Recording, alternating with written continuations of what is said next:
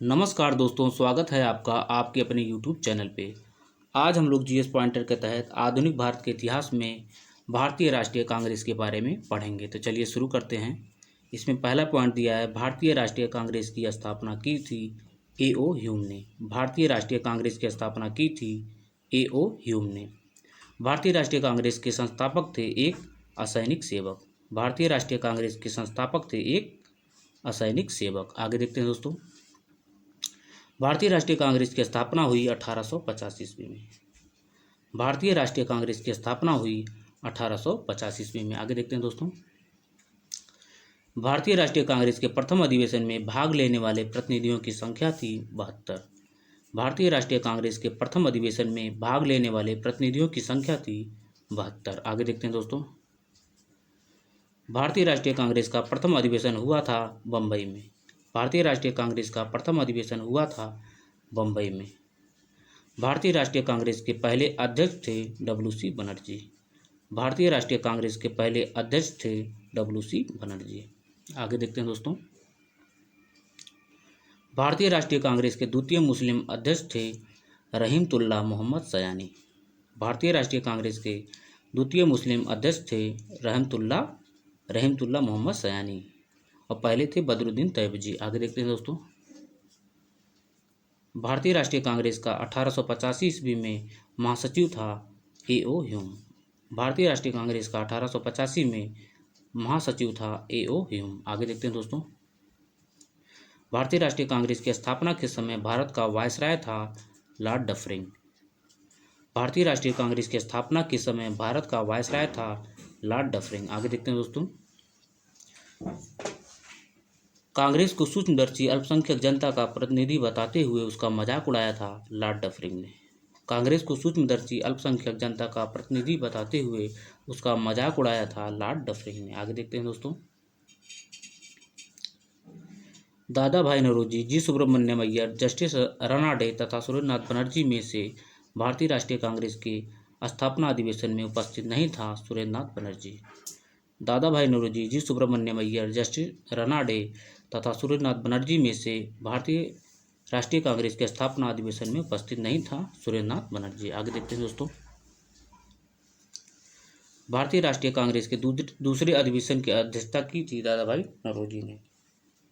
भारतीय राष्ट्रीय कांग्रेस के दूसरे अधिवेशन की अध्यक्षता की थी दादा भाई नौरोजी ने। आगे देखते हैं दोस्तों। भारतीय राष्ट्रीय कांग्रेस के द्वितीय सम्मेलन में मुस्लिम प्रतिनिधियों की संख्या थी 33। भारतीय राष्ट्रीय कांग्रेस के द्वितीय सम्मेलन में मुस्लिम प्रतिनिधियों की संख्या थी 33। आगे देखते हैं दोस्तों। कांग्रेस के लिए समर्थन प्राप्त करने के लिए 1889 ईस्वी में एक समिति स्थापित की गई। उस समिति का सभापति था विलियम डिग्बी। कांग्रेस के लिए समर्थन प्राप्त करने के लिए 1889 ईस्वी में एक समिति स्थापित की गई। उस समिति का सभापति था विलियम डिग्बी। आगे देखते हैं दोस्तों। भारतीय राष्ट्रीय कांग्रेस के सर्वप्रथम मुस्लिम अध्यक्ष थे बदरुद्दीन तैयबजी। भारतीय राष्ट्रीय कांग्रेस के सर्वप्रथम मुस्लिम अध्यक्ष थे बदरुद्दीन तैयबजी। आगे देखते हैं दोस्तों।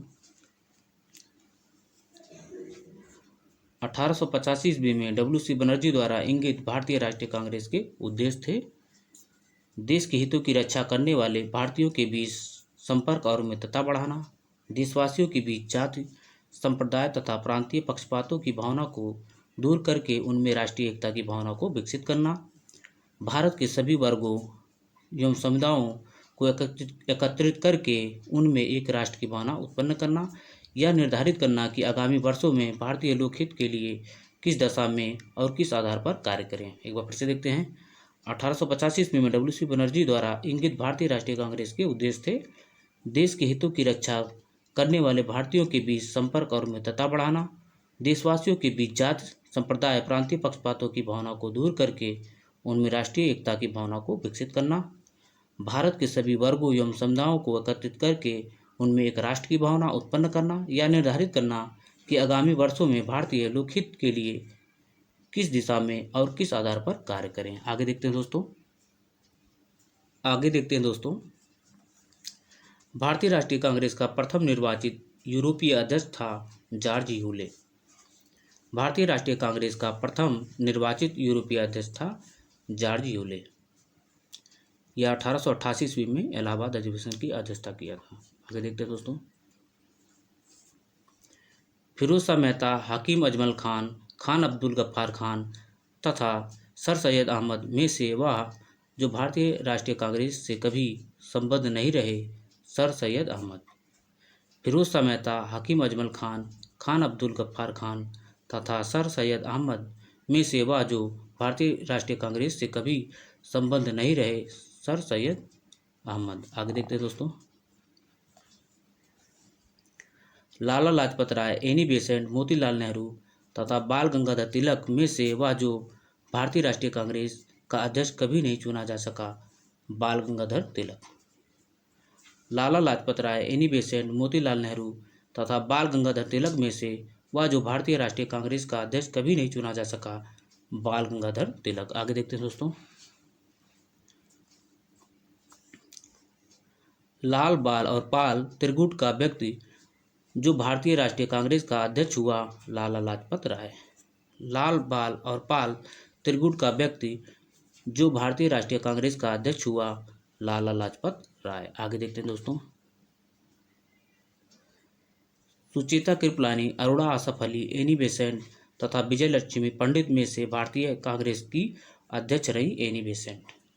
सुचेता कृपलानी, अरोड़ा आसफ अली, एनी बेसेंट तथा विजय लक्ष्मी पंडित में से भारतीय कांग्रेस की अध्यक्ष रही एनी बेसेंट। आगे देखते हैं दोस्तों। वह अधिवेशन जिसके लिए कांग्रेस ने पहली बार एक महिला को अध्यक्ष चुना, कलकत्ता अधिवेशन 1917। आगे देखते हैं दोस्तों। वह अधिवेशन जिसके लिए कांग्रेस ने पहली बार एक महिला को अध्यक्ष चुना, कलकत्ता अधिवेशन 1917। अगला पॉइंट दिया है, कांग्रेस की प्रथम भारतीय महिला अध्यक्ष थी सरोजिनी नायडू। कांग्रेस की प्रथम भारतीय महिला अध्यक्ष थी सरोजिनी नायडू। आगे देखते हैं दोस्तों। सही कथन है, भारतीय राष्ट्रीय कांग्रेस का दूसरा अधिवेशन दादा भाई नौरोजी की अध्यक्षता में हुआ था। भारतीय राष्ट्रीय कांग्रेस तथा मुस्लिम लीग दोनों ने लखनऊ में 1916 अधिवेशन किया तथा लखनऊ समझौता संपन्न किया। सही कथन दिया है, भारतीय राष्ट्रीय कांग्रेस का दूसरा अधिवेशन दादा भाई नौरोजी की अध्यक्षता में हुआ था। भारतीय राष्ट्रीय कांग्रेस तथा मुस्लिम लीग दोनों ने लखनऊ में 1916 में अधिवेशन किया तथा लखनऊ समझौता संपन्न किया। आगे देखते हैं दोस्तों। भारतीय राष्ट्रीय कांग्रेस का 27वां अधिवेशन हुआ था बांकीपुर में। भारतीय राष्ट्रीय कांग्रेस का 27वां अधिवेशन हुआ था बांकीपुर में, जिसकी अध्यक्षता RN मधोलकर ने किया था। आगे देखते हैं दोस्तों। भारतीय राष्ट्रीय कांग्रेस का वह अधिवेशन जिसमें बाल गंगाधर तिलक ने अभिव्यक्त किया था, स्वराज मेरा जन्मसिद्ध अधिकार है, मैं उसे लेकर रहूँगा, लखनऊ अधिवेशन 1916, जिसकी अध्यक्षता अंबिकाचरण मजूमदार ने किया था। भारतीय राष्ट्रीय कांग्रेस का वह अधिवेशन जिसमें बाल गंगाधर तिलक ने अभिव्यक्त किया था, स्वराज मेरा जन्मसिद्ध अधिकार है, मैं उसे लेकर रहूँगा, लखनऊ अधिवेशन 1916। आगे देखते हैं दोस्तों। सही कथन है, CR दास ने जब कांग्रेस अध्यक्ष के रूप में कार्य किया, वे जेल में थे। अल्फ्रेड वेब 1894 ईस्वी में कांग्रेस के अध्यक्ष थे। सही कथन है, CR दास ने जब कांग्रेस अध्यक्ष के रूप में कार्य किया, वे जेल में थे। अल्फ्रेड वेब 1894 ईस्वी में कांग्रेस के अध्यक्ष थे। आगे देखते हैं दोस्तों। अगला पॉइंट क्या कह रहा है, कांग्रेस आंदोलन ना तो लोगों द्वारा प्रेरित था, ना ही यह उनके द्वारा सोचा या योजनाबद्ध किया गया था, कहा था लाला लाजपत राय ने। एक बार फिर से देखते हैं, कांग्रेस आंदोलन ना तो लोगों द्वारा प्रेरित था, ना ही यह उनके द्वारा सोचा या योजनाबद्ध किया गया था, यह कहा था लाला लाजपत राय ने। आगे देखते हैं दोस्तों। कांग्रेस पतन के लिए लड़खड़ा रही है, मेरी सबसे बड़ी अभिलाषा जब तक मैं भारत में हूँ, कांग्रेस की शांतिपूर्ण समाप्ति में सहयोग करना है, यह कथन कहा था लॉर्ड कर्जन ने। एक बार फिर से देखते हैं, कांग्रेस पतन के लिए लड़खड़ा रही है, मेरी सबसे बड़ी अभिलाषा है जब तक मैं भारत में हूँ, कांग्रेस की शांतिपूर्ण समाप्ति में सहयोग करना है, यह कथन कहा था लॉर्ड कर्जन ने। आगे देखते हैं दोस्तों। अध्यक्षीय संबोधन के समय जिस कांग्रेस अध्यक्ष ने हिंदी भाषा के लिए रोमन लिपि लागू कराने की वकालत किए थे सुभाष चंद्र बोस। अध्यक्षीय संबोधन के समय जिस कांग्रेस अध्यक्ष ने हिंदी भाषा के लिए रोमन लिपि लागू कराने की वकालत की थी वे थे सुभाष चंद्र बोस। आगे देखते हैं दोस्तों, अगला पॉइंट क्या कह रहा है। वह स्वतंत्रता सेनानी जिन्होंने भारत के स्वतंत्रता प्राप्ति के बाद सुझाव दिया था कि भारतीय राष्ट्रीय कांग्रेस को समाप्त कर दिया जाए, महात्मा गांधी ने। वह स्वतंत्रता सेनानी जिन्होंने भारत के स्वतंत्रता प्राप्ति के बाद सुझाव दिया था कि भारतीय राष्ट्रीय कांग्रेस को समाप्त कर दिया जाए, महात्मा गांधी ने। आगे देखते हैं दोस्तों। अमृतसर के भारतीय राष्ट्रीय कांग्रेस अधिवेशन 1919 के प्रस्ताव के अनुसार महात्मा गांधी द्वारा कांग्रेस का नया संविधान लिखने के लिए उनके सहयोग हेतु चुना गया NC केलकर तथा IV सेन को। अमृतसर के भारतीय राष्ट्रीय कांग्रेस अधिवेशन 1919 के प्रस्ताव के अनुसार महात्मा गांधी द्वारा कांग्रेस का नया अधिवेशन लिखने के लिए उनके सहयोग हेतु चुना गया था NC केलकर तथा IV सेन को। आगे देखते हैं दोस्तों। कांग्रेस के एक अधिवेशन में एक गवर्नर जनरल ने भाग लिया था। वह गवर्नर जनरल तथा अधिवेशन का स्थल था लॉर्ड विलिंगटन, बम्बई, 1915। कांग्रेस के एक अधिवेशन में एक गवर्नर जनरल ने भाग लिया था। वह गवर्नर जनरल तथा अधिवेशन का स्थल था लॉर्ड विलिंगटन, बम्बई, 1915। आगे देखते हैं दोस्तों। आगे देखते हैं भारतीय राष्ट्रीय कांग्रेस का वह अधिवेशन जिसकी अध्यक्षता C विजय राघव चेरियार ने की थी, नागपुर अधिवेशन 1920। भारतीय राष्ट्रीय कांग्रेस का वह अधिवेशन जिसकी अध्यक्षता C विजय राघव चेरियार ने की थी, नागपुर अधिवेशन 1920 की अध्यक्षता विजय राघव चेरियार ने की थी। आगे देखते हैं दोस्तों।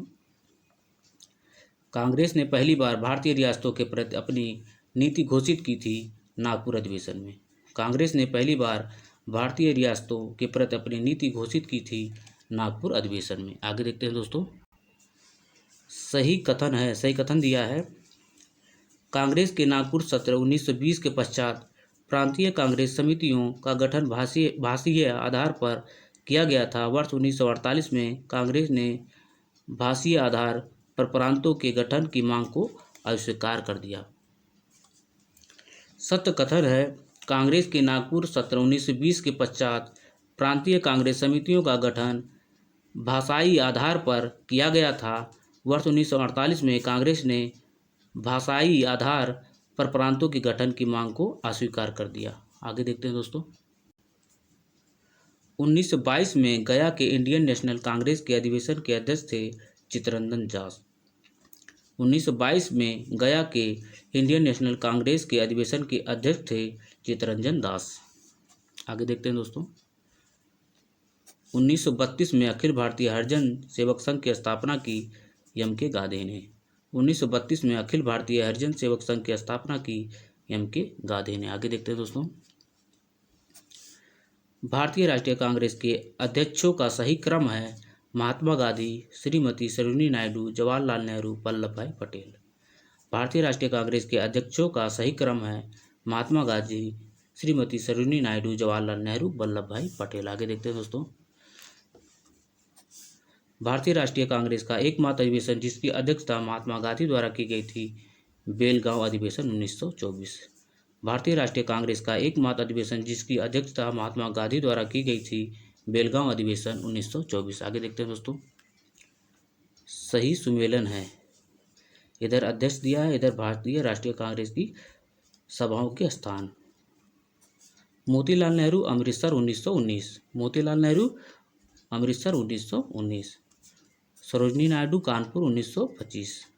सरोजिनी नायडू कानपुर 1925। डॉक्टर राजेंद्र प्रसाद बम्बई 1934। डॉक्टर राजेंद्र प्रसाद बम्बई 1934। अबुल कलाम आज़ाद रामगढ़ 1940। अबुल कलाम आज़ाद रामगढ़ 1940। आगे देखते हैं दोस्तों। यहाँ भी सही सुमेलन है। इधर अधिवेशन दिया है, इधर वर्ष। मेरठ अधिवेशन 1946 में। मेरठ अधिवेशन 1946 में। कानपुर अधिवेशन 1925 में। लखनऊ अधिवेशन 1916 में। बनारस अधिवेशन 1905 में।